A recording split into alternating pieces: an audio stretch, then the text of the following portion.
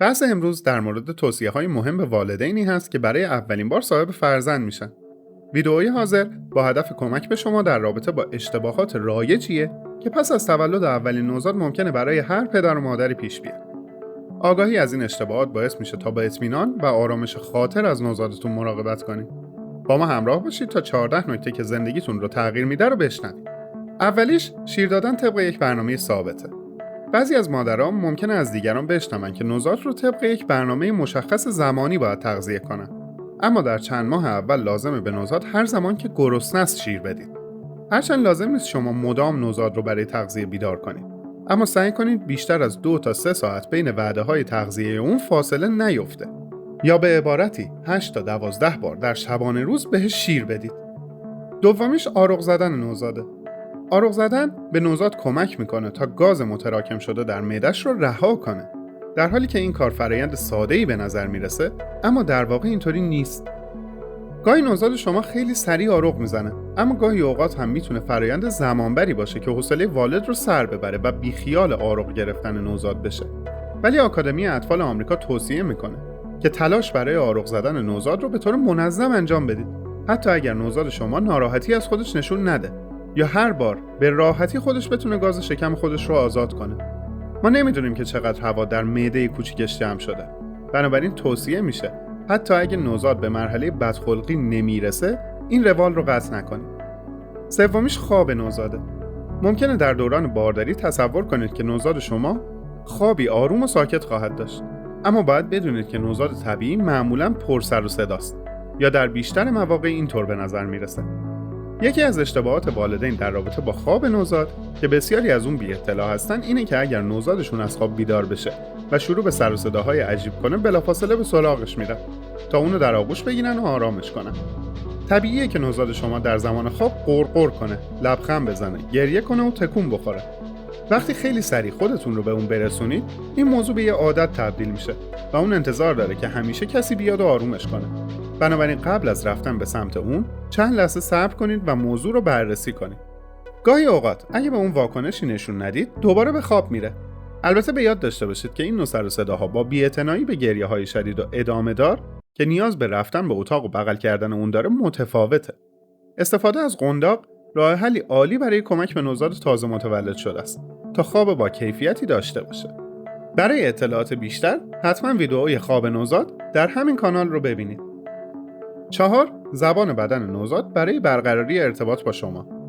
نکته بعدی که فکر میکنم واقعا براتون مفیده اینه که نوزادتون برای برقراری ارتباط با شما از همون روزهای اول به جای استفاده از کلمات از نشانه‌های ظریف صورت و بدنش یا زبان بدن استفاده میکنه که به شما میگه گرسنه است، میخواد باهاتون بازی کنه یا حتی نیاز به استراحت داره. برای اطلاعات بیشتر به ویدئوی چیزهایی که نوزاد یا شیرخوار سعی میکنه به شما بگه در همین کانال مراجعه کنید. دوره گریه بنفش. دوره گریه بنفش بخشی از رشد طبیعی نوزاده و اغلب نوزادان اونو تجربه میکنن.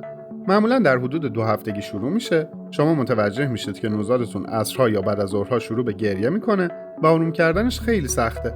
ممکنه به نظر برسه که کودک شما درد داره. حتی اگه درد هم نداشته باشه، اغلب این گریه غیر منتظره است و نمیتونید دلیل این بیقراری و ناراحتی رو تشخیص بدید. هر چقدر شما برای آروم کردن نوزاد تلاش کنید، باز همون دست از گریه بر نمیداره. متوجه میشید که گریه نوزاد میتونه در اواخر روز و موقع غروب برای ساعت‌های متمادی ادامه داشته باشه. این گریه به تدریج افزایش پیدا میکنه و در 6 تا 8 هفتگی به اوج خودش میرسه. میتونه تا 5 ساعت یا بیشتر در طول روز دوام داشته باشه. سپس شروع به کاهش میکنه تا اینکه در نهایت در حدود 3 تا 4 ماهگی متوقف میشه. اگرچه طی کردن این مرحله دشواره، اما از نظر رشد یک رفتار طبیعیه که به مرور زمان از بین میره. بنابراین نباید خیلی خودتون رو در این مورد نگران کنید. نکته بعدی تامی تایمه. راجع به تامی تایم در همین کانال توی ویدئوی بهترین بازی‌ها برای نوزاد شما قبلا بحث شده که فعالیتی مهم برای نوزادان و شیرخواران و طیف وسیعی از فواید رشد رو برای فرزند شما فراهم میکنه. اما چیزی که والدین جوون باید از اون آگاهی داشته باشن اینه که اگه فرزندتون سالم هست، میتونید از همون روزهای اول تولد نوزاد شروع به انجام تامی تایم کنید. البته بیشتر نوزادان دوست ندارن در این وضعیت قرار بگیرن، اما والدین باید با انجام هر روزه این کار اونا رو عادت بدن تا این وضعیت رو بپذیرن. مهم اینه که بدونید لازم نیست نوزاد تازه متولد شده رو مستقیما روی زمین قرار بدید. یکی از راهکارهای ساده اینه که به پشت با زاویه مناسب دراز بکشید و نوزاد رو روی سینه خودتون قرار بدید. تنها گذاشتن و رها کردن نوزاد یا شیرخوار خوابیده در صندلی ماشین. محققین به شدت توصیه میکنن که از قرار دادن نوزاد و شیرخواری که خوابیده در صندلی ماشین مخصوص کودک خودداری کنید.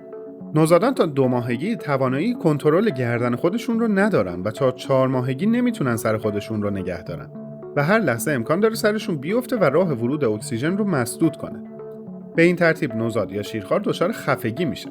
بنابراین اگر مجبورید که در مسافتی طولانی رانندگی کنید، بهتره هر 1 ساعت یک بار توقف داشته باشید و کودک را از صندلی خارج کنید و بدنش رو به آرومی ماساژ بدید. نکته بعدی جدی نگرفتن تب نوزاده.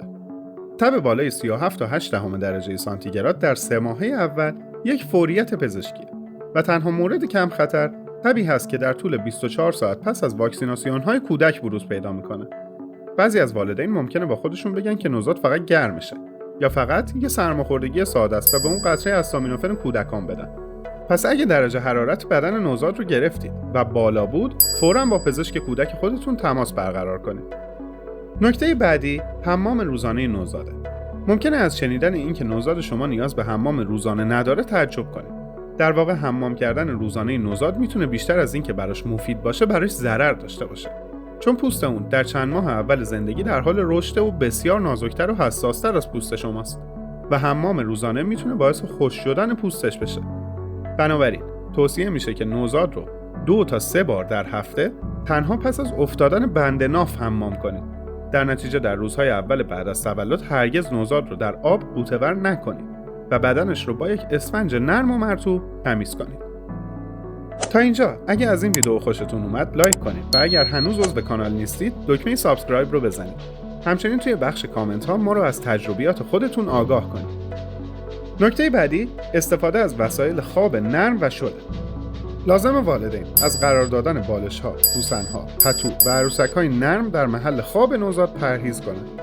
این وسایل نرم و راحت میتونه خطر خفگی ایجاد کنه و ریسک سندرم مرگ ناگهانی نوزاد رو بالا ببره. به ویژه اگر نوزاد روی شکم و دمر میخوابه میتونه بسیار خطرناک باشه، چون دمر خوابیدن ممکنه دمای بدن نوزاد رو بالا ببره. همچنین نوزاد هنوز کنترلی روی سر و گردنش نداره و اگر مسیر تنفسی اون با بالش مسدود بشه ممکنه نتونه نفس بکشه. نکته دهم تأخیر در تعویض پوشکه. یکی دیگه از اشتباهاتی که والدین مرتکب میشن دیر عوض کردن پوشکه. وقتی نوزادان به دنیا میان تعویض پوشک کاری غیر قابل اجتنابه. هرگز تعویض پوشک نوزاد رو به تأخیر نندازید یا صبر نکنید خیلی کثیف بشه. هر چقدر بیشتر نوزاد پوشک خیس یا کثیف داشته باشه، بیماری‌ها و عفونت‌های بیشتری میگیره. بهتره که پوشک نوزاد رو هر 2 تا 3 ساعت یک بار عوض کنید. در طول شب هم معمولاً نوزادان برای خوردن شیر بیدار میشن که فرصت خوبی برای بررسی پوشکشونه. اما بعد از اینکه کمی بزرگتر شدن و خودشون دیگه در طول شب بیدار نشدن، میتونید برای عوض کردن پوشک به شکل مداوم تا صبح کمی منعطف باشید. برای اطلاعات بیشتر به ویدئوی آموزش تعویض پوشک نوزاد مراجعه کنید. نکته بعدی پوشوندن بیش از حد نوزاده. ممکنه اولین سوالی که براتون پیش بیاد این باشه که باید چند دست لباس به تن نوزاد بپوشونیم؟ در جواب باید گفت که نوزاد همواره به 1 دست لباس یا 1 لایه پوششی بیش از اون چه شما به عنوان یک بزرگسال به تن دارید برای گرم شدن نیاز داره. حالا چطور بفهمیم نوزاد سردشه یا گرمشه؟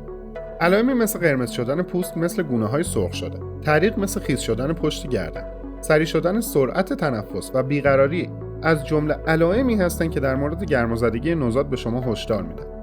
در مقابل، کاهش پاسخ‌های حسی کودک، سفید شدن یا کبودی رگ‌های صورت و لب‌ها هم میتونه علائم سرمازدگی یا هایپوترمی باشه. نکته بعدی تکون دادن شدید نوزاده.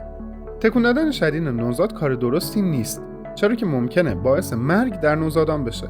این اتفاق که سندرم کودک تکان خورده نام داره، اغلب زمانی اتفاق میفته که یکی از والدین از گریه کردن کودک خسته میشه و اونو به شدت تکون میده و باعث آسیب به مغزش میشه. نکته بعدی ملاقات اطرافیان و تحریک زیاد نوزاده. در هفته‌های اول تولد ممکنه نوزاد با صحبت‌های زیاد اطرافیان و دیدن افراد جدید بیش از حد تحریک بشه، به ویژه اگر مدام دست به دست و بغل میشه. شما میتونید از مهموناتون بخواید که فعلا نوزاد رو بغل نکنن و به صورتش دست نزنن و اونو نبوسن. برای اطلاعات بیشتر به ویدئوی چرا نباید نوزاد رو ببوسیم مراجعه کنید. نکته بعدی سیگار کشیدن در اطراف نوزاده. امروز همه آگاهن که سیگار حاوی مواد سمی هست که برای نوزاد میتونه به شدت خطرناک باشه.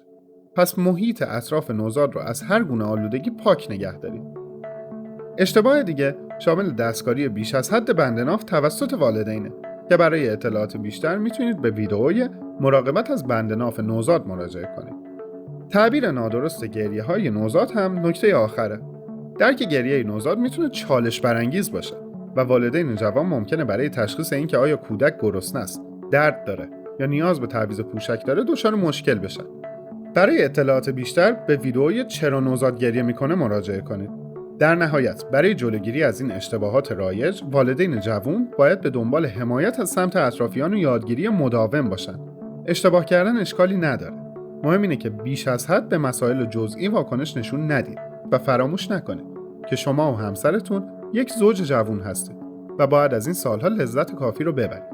بنابراین سعی کنید از جنبه‌های مختلف روابط زناشویی خودتون غافل نشید و پیوند عاطفی محکمی با همسر و فرزندتون ایجاد کنید.